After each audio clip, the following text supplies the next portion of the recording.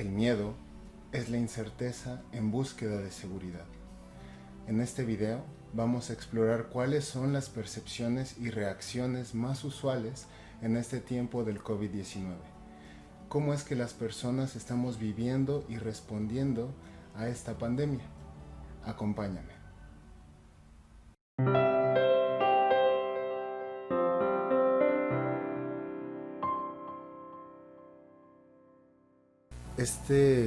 Esta presentación se basa en dos fuentes bibliográficas. La primera es un libro en el que colabora el doctor Giorgio Nardone que se llama El virus de la paura. Es un título en italiano. Y también en italiano un artículo escrito por la doctora Simona Milanese y el doctor Giorgio Nardone. Dejaré ambas referencias en la descripción. Entonces, particularmente dentro del ámbito psicológico, aquí hay que hacer una distinción porque la mayoría de las personas empezaron a reportar muchos problemas psicológicos, pero particularmente sentimientos de angustia, que es muy diferente a la ansiedad. La ansiedad es la respuesta fisiológica que se percibe, que se activa cuando la persona percibe algo como amenazante. Ahora, hay un cierto grado de ansiedad que nos resulta funcional. Por ejemplo, si tenemos que estudiar para un examen, un cierto grado de ansiedad nos ayuda a mantenernos concentrados y a tener un buen desempeño durante el examen. Sin embargo, un exceso de ansiedad puede llevar a un ataque de pánico. Entonces, el constructo particular al que nos vamos a referir aquí es el de angustia, que es este sentimiento de no me siento armado para esta batalla. Es un sentimiento de impotencia y de condena.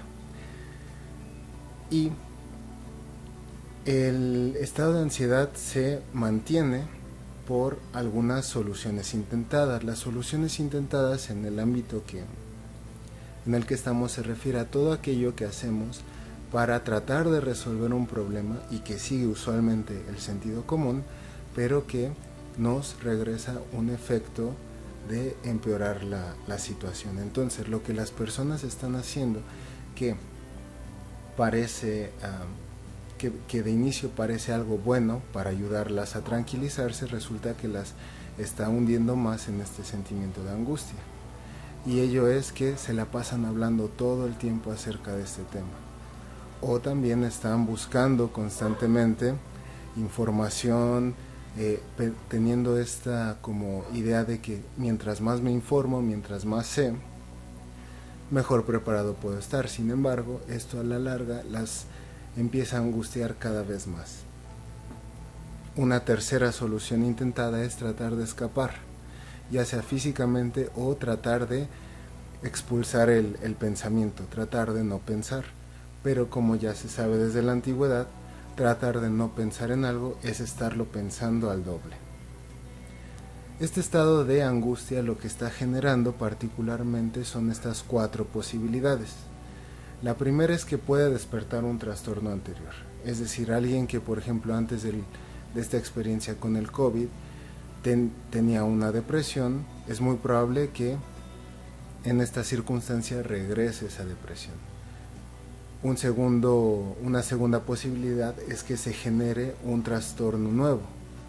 Por ejemplo, que a partir de la situación del COVID alguien empiece a desarrollar un trastorno obsesivo compulsivo de la limpieza, ¿no? O rituales protectores en contra de el virus o de la suciedad.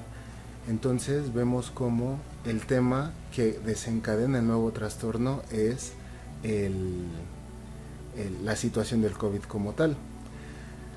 También puede surgir una angustia preventiva, es decir, las personas pueden vivir constantemente o todo el tiempo en este estado de angustia.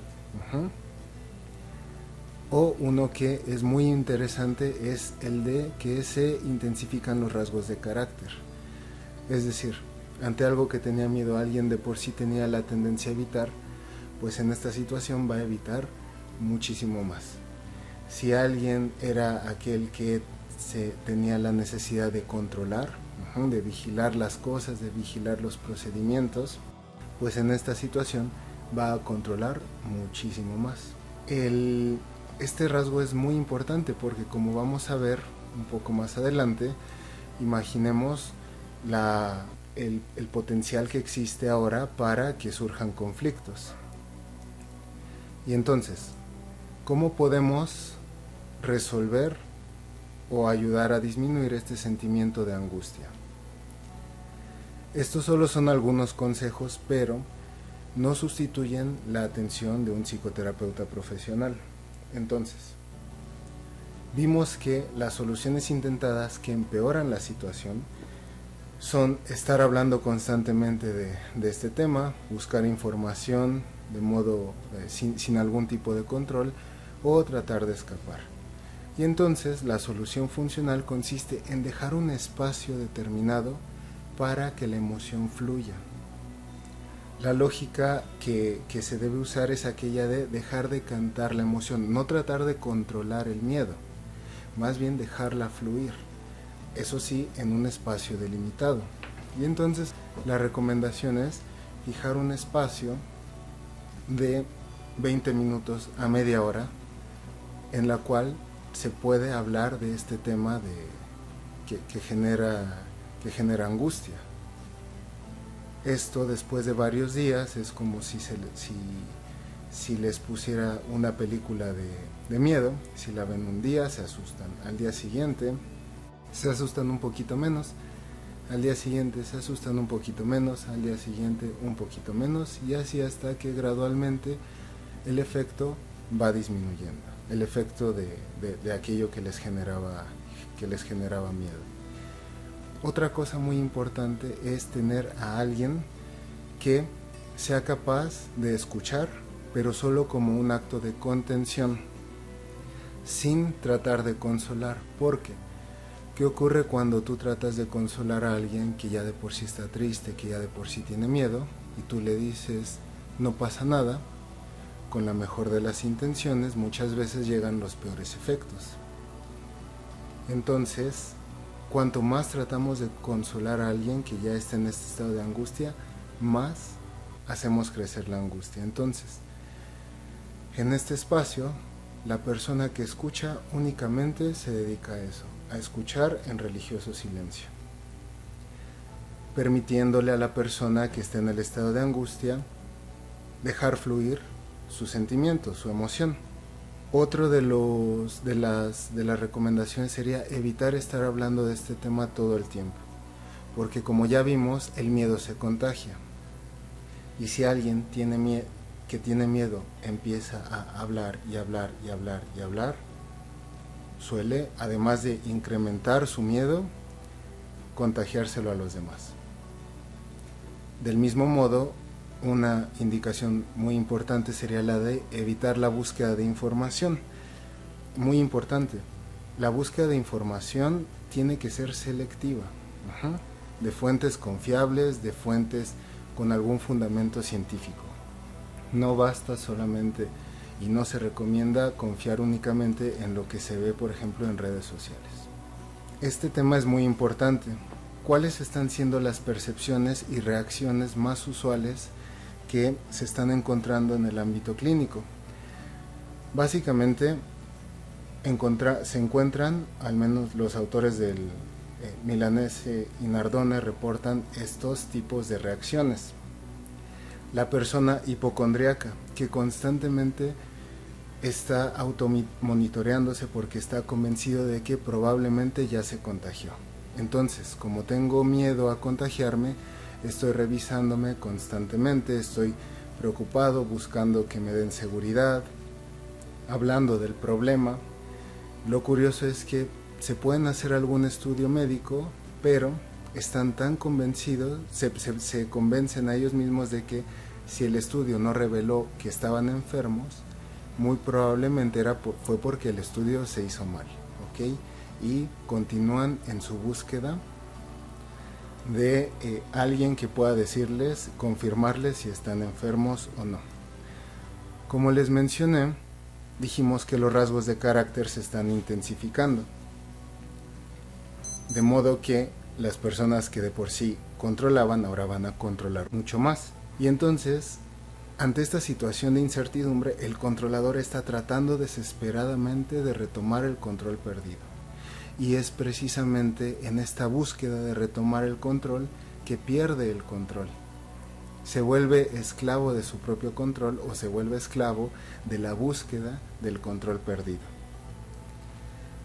El cazador. El cazador es aquella persona que tiene una mezcla de miedo con enojo.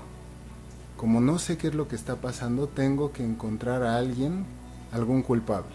Y entonces dudo de los extranjeros, dudo de los familiares, dudo de los amigos, dudo del gobierno. Estoy en búsqueda constante de un culpable para explicarme la situación presente. También tenemos al paranoico complotista, que al sentir también esta mezcla entre miedo y enojo, se defiende preventivamente y de un modo exagerado. Entonces ya sea que me siento amenazado y doy un paso atrás para defenderme, o me siento amenazado y ataco. Entonces ya llegamos finalmente al irresponsable buscador de sensaciones, que es aquel que ante esta amenaza no está adoptando las reglas ni las precauciones de seguridad. Y este es la categoría que es más peligrosa para sí mismo y para los demás, porque están anteponiendo su placer al de la seguridad de su grupo. Y si revisamos la historia de los casos, pues podemos ver cómo este es el perfil que está contagiando a más personas, precisamente al no estar siguiendo las indicaciones de seguridad. Son los que más están contagiando. Ya para cerrar, tenemos algunos problemas asociados. Por ejemplo, al estar obligados a estar juntos, todo, hablando por ejemplo de cualquier especie, por ejemplo cualquier especie animal, el doctor Nardone explica que si tú metes a dos animales en un espacio restringido, por muy pacíficos que parezcan, eventualmente van a pelear, eventualmente va a haber conflicto. Entonces podemos imaginar, con este efecto de los rasgos de carácter intensificados, metiéndonos a todos, estando todos en un confinamiento, en una cuarentena, inevitablemente va a haber agresiones. Entonces, esto no quiere decir que se justifica la violencia, pero cuando llegan personas hablando de que se están peleando con su pareja o con sus hijos, como profesionales de la salud hay que normalizar esta situación, eso sí, sin quitarles la responsabilidad de sus actos, porque nada justifica la violencia. Otro problema asociado es el de aquellos que están obligados a estar separados, por ejemplo, pensando en las personas que se quedaron atrapadas, entre comillas, en otro país y no pueden regresar a México o viceversa. Se cerraron los aeropuertos, se cerraron las comunicaciones y entonces están obligados a estar separados. Y aquí el tema que hay que tratar es el sentimiento tan grande de soledad que están presentando. Finalmente tenemos el tema de los médicos que están en primera línea, que están presentando miedo en distintos niveles. En primer lugar, tienen miedo a contagiarse. En segundo lugar, también tienen miedo a contagiar a su familia, y además le añadimos este sentimiento de la terrible soledad de no poder regresar a sus casas.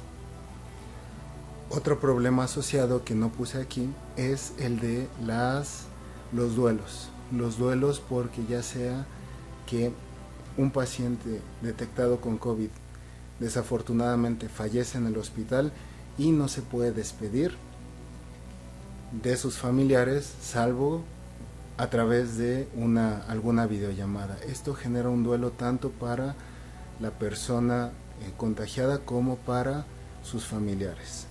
Además está la imposibilidad muchas veces de llevar a cabo los ritos de, por ejemplo, los funerales, que le ayuda a las personas a dar cierre al fallecimiento de su familiar.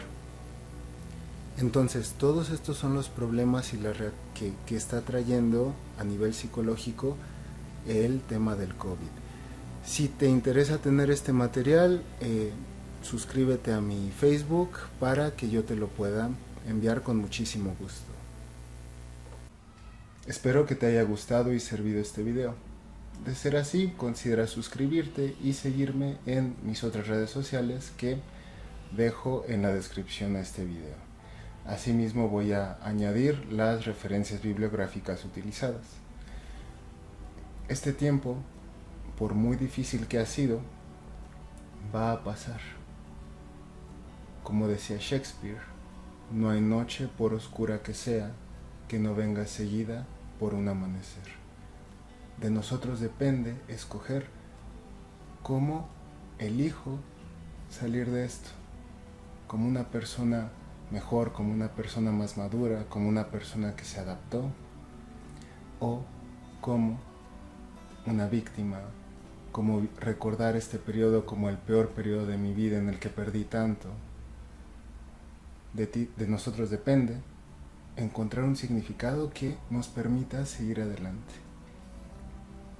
Y como menciona el profesor Nardone, que las lágrimas se conviertan en perlas. Gracias y hasta luego.